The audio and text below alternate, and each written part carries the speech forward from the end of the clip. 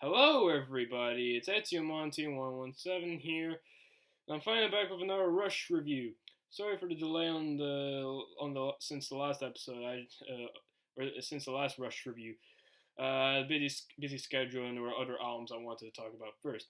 But now that I got that out of the way, today's Rush album we're going to talk about, if you didn't already know, is Permanent Waves. Even though Hemispheres was loved by many Rush fans, it wasn't commercially successful. It made sense considering that the album had a huge opener, which was like 18 minutes long, and the last track was an exercise in self-indulgence. After all, even the band started getting tired of playing these ultra complex pieces. So to compensate, they calmed things down on their next studio album, which was Permanent Waves, but which meant that they started going a bit more radio friendly. But even with them going a bit more radio friendly and making shorter songs, they still kept a lot of the progressive elements that they had from the 70s. If anything, some of the songs on here are even more complex than some of their 70s stuff. And what do I think of Permanent Waves? This album is awesome! Not only is the album as good as the last two albums they made, but I would even say some songs on there are even better than some of the tracks on their last two albums. The playing is great, the lyrics are just amazing, and it's just a fun ride. Once you hear that classic opening riff to the classic song Spirit of Radio, you already know you're getting into a fun ride, which like I said earlier. Like, the main riff you hear here is almost like really speed metal-like. So the song starts out with like this cool main riff that is really groovy, and then after that it gets into more of an upbeat verse. The lyrics here talk about how the radio, while it is mostly just like really commercial, and it's like and the people who work on the radio get paid to play certain songs, there can be some heart and integrity to the radio. It isn't just a bunch of commercialism thrown in your face. The lyrics here are really ironic considering the fact that this song was a huge radio hit. But even though the song is a really commercial sounding song for the band, it still has a lot of their signature progressive traits. Like there's a lot of the switching sections. Like near the end, the song just becomes reggae, which is odd, but it somehow works. The song has a bunch of time changes, and the song changes tone. Like sometimes it's upbeat, and sometimes it's heavy metal, and then, like I said earlier, it gets into a reggae, and there's like a really like hard-hitting, almost atonal guitar solo. We'll get to that in a bit. And there's even a piano near the end, like something straight out of an ABBA song. Yeah, this is a really unconventional radio hit, I must admit. Fantastic opener, and definitely one of the best tracks on the album. This is followed up with Free Will. This one's a bit more weird than the last song. Spirit Radio was really upbeat and fun, while this one's a bit darker and a bit more sinister. It still has an upbeat chorus, but the verses are kinda odd sounding in comparison to the verses that was present on Spirit of Radio. Nonetheless, I would even say this is a better track. The musicianship here is definitely better with some of the best bass work, the drum work, and guitar work you'll hear from the band. Good example, the instrumental section. The instrumental section starts with some bass that is just so tight, and then you get this guitar solo. You mentioned talk about the atonal guitar solo a bit. This guitar solo here is really atonal, and it is so goddamn good. It fits so well with the song, despite being really atonal and sounding more like something you would hear from Tony Iommi or, hell, even Robert Fripp. But still, since the musicianship is so good and it has so much crunch to it, it works perfectly. The lyrics talk about, free will, and even the lyrics are pretty good, especially in the chorus with these lyrics. If you choose not to decide, you still have made a choice. Let's put down my tombstone. So yeah, Free Will is a fantastic follow-up to Spirit of Radio, and definitely, and I would even say the better track, and definitely one of the best songs on the album. Then we get into a more progressive direction with Jacob's Ladder. While the last two tracks did have progressive undertones, this is the first full-on progressive rock track on the album. It starts out with some like military drums and synth work and some bass, and then you get the vocals which talk about clouds colliding and creating this storm. And that's what this song is about. And Jacob's Ladder is like a ray of light coming out of the clouds, and that's what happens after this insanely metal instrumental section, which I will talk about now. After the vocals are done, the guitar takes center stage, and my god, is it heavy!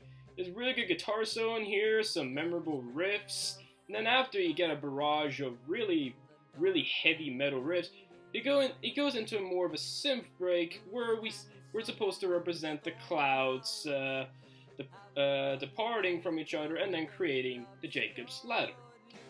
The only problem I have with this song is that it gets a bit repetitive near the end, especially with the part where they repeat this riff over and over again.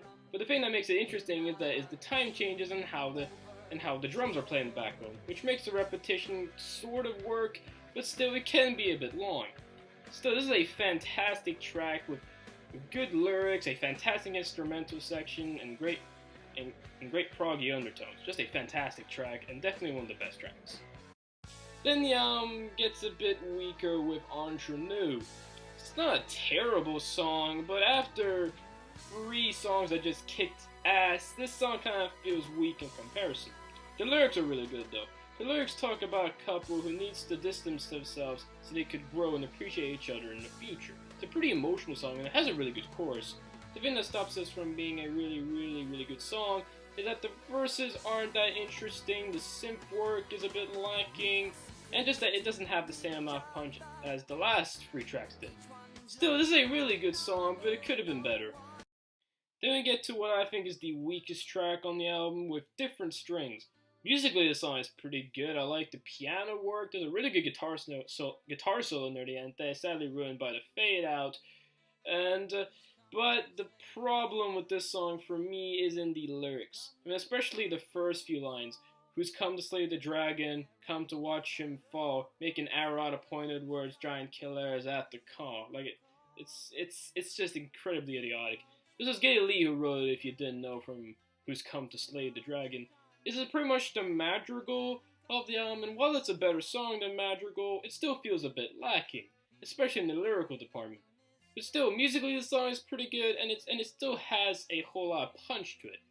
But it is still the weakest track just because the lyrics aren't that great, and just like Entre Nous, it could have been a better track.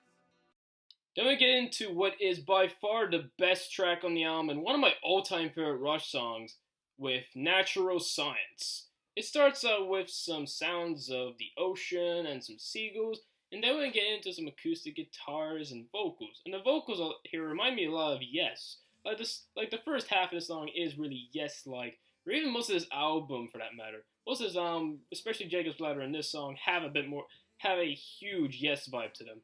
And that's not a big deal for me, as they still sound Rush, since they still sound like Rush.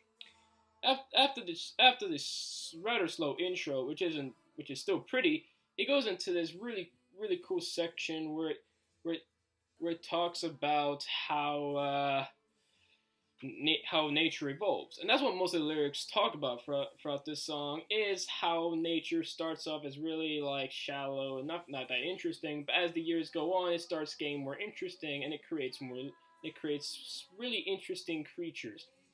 The song has many different sections to them. Some of them are heavy metal, some of them are reggae, some of them are hard rock. But one thing is certain is that Alex Lifeson kicks ass on this. Like, some of the riffs on here are so goddamn good. I'm just in awe. Dream Theater, you can tell that Dream Theater took a lot from this track in particular, as a lot of the transitions and the guitar riffs on here remind me a ton of Dream Theater. There's some good drum breaks. The bass work on here is as good as it usually is. There's a great guitar solo, and the song ends on a fantastic climax, which results in, Permanent Waves, with a bunch of waves ending the song off. Just a fantastic track, and definitely the best track on the album. Woo! So, final verdict on Permanent Waves. This is by far one of the band's best albums. Probably my third favorite, only behind Pharaoh the Kings and Hemispheres. the musicianship, the lyrics, the nice combination of more radio-friendly tracks and hard-hitting prog numbers, and just the overall vibe this album has, the atmosphere it creates, just sends me shivers down my spine. If I had a few complaints, and that is that the production is a bit weird. The guitar work here is not nearly as refined as it would be on their breakthrough Moving Pictures. The synth work is a bit lacking in parts, and ingenue and different strings are definitely weaker compared to everything else on here. But this is definitely an album with no weak tracks at all. Yes, even the weaker tracks on here are still really good. So yeah, that was my review. I hope you guys enjoy it, and I'll see you till next time. Peace.